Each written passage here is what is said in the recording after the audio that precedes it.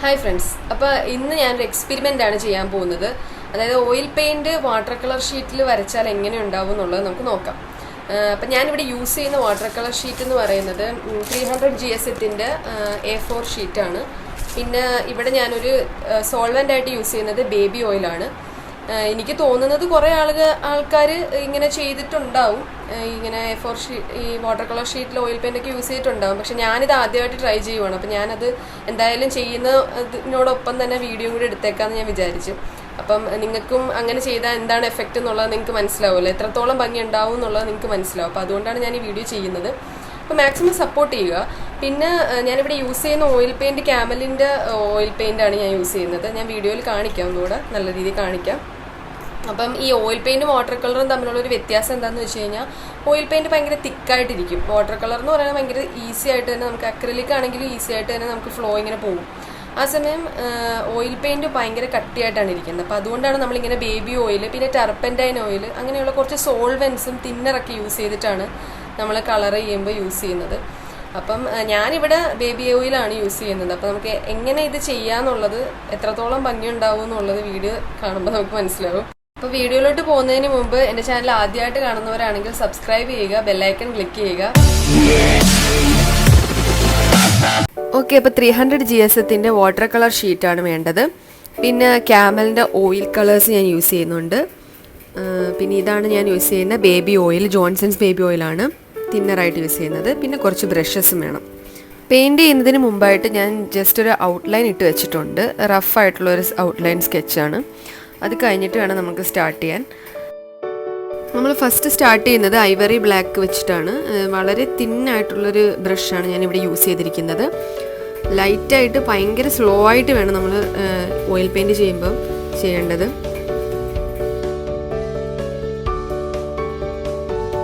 പിന്നെ ഓയിൽ പെയിൻറ്റിൻ്റെ ഒരു പ്രത്യേകത എന്താണെന്ന് വെച്ച് കഴിഞ്ഞാൽ, ഇത് ഉണങ്ങാൻ ഭയങ്കരമായിട്ട് താമസം എടുക്കും. നമ്മൾ പെട്ടെന്നൊന്നും ഉണങ്ങത്തില്ല. ഇപ്പം നമ്മൾ ഇന്നൊരു ഡ്രോയിങ് ചെയ്ത് കഴിഞ്ഞാൽ നാളത്തേക്കും അത് ഉണങ്ങാതെ തന്നെ ഇരിപ്പുണ്ടാവും, അല്ലെങ്കിൽ അതിൻ്റെ ആ ഓയിലി എഫക്റ്റ് മാറിയിട്ടുണ്ടാവില്ല.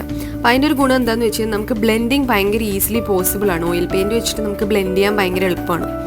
അപ്പം നമ്മുടെ ഇവിടെ റെഫറൻസ് പിക്ചറിൽ ഒരു ലൈറ്റായിട്ടുള്ളൊരു സ്കിന്നാണ്, പിന്നെ കൂടുതലും ഒരു റോസ് കളറാണ് സ്കിന്നിന് കൂടുതലും വന്നിരിക്കുന്നത്. അപ്പം നമ്മുടെ കയ്യിൽ ഈ ഓയിൽ പെയിൻറ്റ് റോസും അതുപോലെ സ്കിൻ കളറൊന്നും അവൈലബിൾ ആയിരിക്കത്തില്ല. അപ്പോൾ അതിന് നമ്മൾ തന്നെ മിക്സ് ചെയ്ത് വേണം കളറ് ചെയ്യാൻ വേണ്ടിയിട്ട്. ക്രിംസൺ റെഡും അതേപോലെ തന്നെ ബേൺട്ട് സിയന്ന, അതായത് ബ്രൗൺ കളറാണ്. അപ്പോൾ റെഡ് കളറും ബ്രൗൺ കളറും പിന്നെ വൈറ്റും, ഇത് മൂന്നും വെച്ചാണ് ഞാനിവിടെ കൂടുതലും സ്കിൻ ഷെയ്ഡ്സ് യൂസ് ചെയ്തിരിക്കുന്നത്.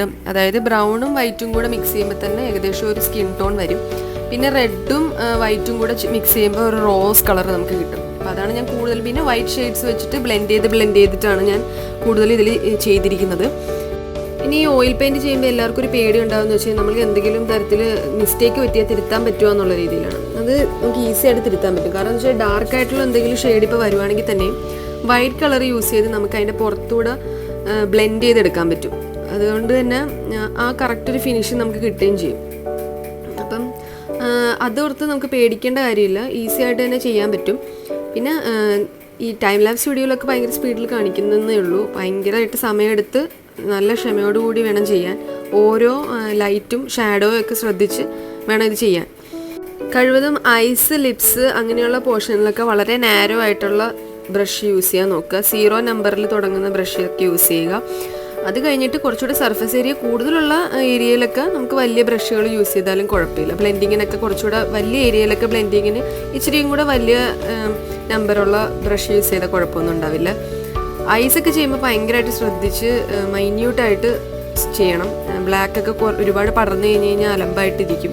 നമുക്ക് ആ റെഫറൻസ് പിക്ചറിൽ എങ്ങനെയാണോ അതേപോലെ അതിലോട്ട് എത്തിക്കാൻ വേണ്ടിയിട്ട് നമുക്ക് എന്ത് വേണമെങ്കിലും ഏത് രീതിയിൽ വേണമെങ്കിലും ചെയ്യാൻ പറ്റും ഓയിൽ കളർ. പിന്നെ വേറൊരു കാര്യം എന്താണെന്ന് വെച്ച് കഴിഞ്ഞാൽ, വാട്ടർ കളർ ഷീറ്റ് ആയതുകൊണ്ടാണെന്ന് തോന്നുന്നു കുറച്ച് ഓയിൽ ഇച്ചിരി റഫായിട്ട് പിടിക്കുന്ന പോലെ എനിക്ക് തോന്നുന്നുണ്ട്. പിന്നെ ഞാൻ ബ്ലെൻഡ് ചെയ്ത് വരുന്നതുകൊണ്ടാണ് കുറച്ചെങ്കിലും കുഴപ്പമില്ലാത്ത രീതിയിൽ വരുന്നത്. എന്നാൽ ക്യാൻവാസിൽ ചെയ്ത് കഴിഞ്ഞാൽ കുറച്ചുകൂടെ ഒരു റിയലിസ്റ്റിക് ആയിട്ടുള്ളൊരു എഫക്റ്റ് കിട്ടും. അത് എനിക്ക് ഇതിൽ ചെയ്ത് കഴിഞ്ഞപ്പോൾ മനസ്സിലായി. ഈ കളർ എങ്ങനെയാണ് ചെയ്യുന്നതെന്ന് വെച്ച് കഴിഞ്ഞാൽ, ആദ്യം നമ്മൾ കളറ് ഒരു പാലറ്റിൽ എടുത്തതിന് ശേഷം ബ്രഷ് ചെറുതായിട്ട് ഓയിൽ, അതായത് ഞാൻ ബേബി ഓയിലാണ് ഡിപ്പ് ചെയ്യുന്നത്, ബ്രഷ് ചെറുതായിട്ട് ബേബി ഓയിൽ ഡിപ്പ് ചെയ്യുക. അതിനുശേഷം കളറിൽ ജസ്റ്റ് ഒന്ന് മിക്സ് ചെയ്യേണ്ട കളേഴ്സ് തമ്മിൽ മിക്സ് ചെയ്തെടുക്കുക. എന്നിട്ട് ഡയറക്റ്റ് പേപ്പറിലോട്ട് അപ്ലൈ ചെയ്താൽ മതി. അപ്പോൾ നമുക്ക് കിട്ടും. പിന്നെ ഹെയർ ഒക്കെ ചെയ്യുമ്പോൾ നമുക്ക് വേണമെങ്കിൽ ഡാർക്കായിട്ടുള്ള ഏരിയാസ് ആദ്യം തന്നെ ഒരു ഔട്ട്ലൈൻ പോലെ ഡാർക്ക്, ആ ലെയറിംഗ് ഒക്കെ ഡാർക്കായിട്ടുള്ളത് ആദ്യം തന്നെ ചെയ്ത് കഴിഞ്ഞിട്ട് ഇടയ്ക്ക് ഇങ്ങനെ ഒരു വൈറ്റ് അങ്ങനെയുള്ള ഒരു പോർഷൻ ഉണ്ടാവുമല്ലോ. അപ്പോൾ ആ ഒരു പോർഷൻ വേണമെങ്കിൽ വൈറ്റ് വെച്ച് നമ്മൾ ജസ്റ്റ് ഒന്ന് സ്ട്രോക്ക് ചെയ്തതിന് ശേഷം അതിൻ്റെ പുറത്തൂടെ ഓയിൽ മാത്രം ഒന്ന് അപ്ലൈ ചെയ്തിട്ട്, കളറൊന്നും അപ്ലൈ ചെയ്യാതെ ഓയിൽ മാത്രം അപ്ലൈ ചെയ്ത് ഒരു ബ്രഷ് വെച്ച്, അതായത് കളറൊന്നും ഇല്ലാത്തൊരു ബ്രഷ് വെച്ച് നമ്മളതൊന്ന് സ്ട്രോക്ക് ചെയ്യുവാണെങ്കിൽ അത് ബ്ലെൻഡായി കിട്ടും. ഞാനിപ്പോൾ ഫസ്റ്റ് ടൈമാണ് ഓയിൽ പെയിൻറ്റ് ചെയ്യുന്നത്. അത് വാട്ടർ കളർ ഷീറ്റിൽ ഫസ്റ്റ് ടൈമാണ്. ഞാൻ കൂടുതലും അക്രലിക്കാണ് ഞാൻ യൂസ് ചെയ്യാറുണ്ടായിരുന്നത്. അപ്പോൾ ഇപ്പം അക്രിലിക്കും വാട്ടർ കളേഴ്സുമാണ് ഞാൻ യൂസ് ചെയ്തുകൊണ്ടിരുന്നത്. ഇപ്പം ആദ്യമായിട്ടാണ് ഓയിൽ പെയിൻറ്റ് ഇങ്ങനെ ഒരു പരീക്ഷണം ചെയ്ത് നോക്കിയത്. പക്ഷേ എനിക്ക് കുഴപ്പമില്ലാത്തൊരു റിസൾട്ട് കിട്ടിയെന്നാണ് എനിക്ക് തോന്നുന്നത്. പക്ഷേ എന്നാലും ഇച്ചിരി കട്ടിയായിരുന്നു, ഇച്ചിരി ഹാർഡായിട്ടാണ് കിട്ടിയത്. എന്നാലും അത്യാവശ്യം നല്ല രീതിയിൽ തന്നെ ഒരു റിസൾട്ട് കിട്ടിയിട്ടുണ്ട്. അപ്പോൾ നിങ്ങൾക്ക് ഇഷ്ടപ്പെടുവാണെങ്കിൽ നിങ്ങൾ സപ്പോർട്ട് ചെയ്യുക, സബ്സ്ക്രൈബ് ചെയ്യുക. ന്യൂ വീഡിയോസ് ഇടുമ്പോൾ നോട്ടിഫിക്കേഷൻ കിട്ടാനായിട്ട് ബെല്ലൈക്കൺ ക്ലിക്ക് ചെയ്യുക. താങ്ക്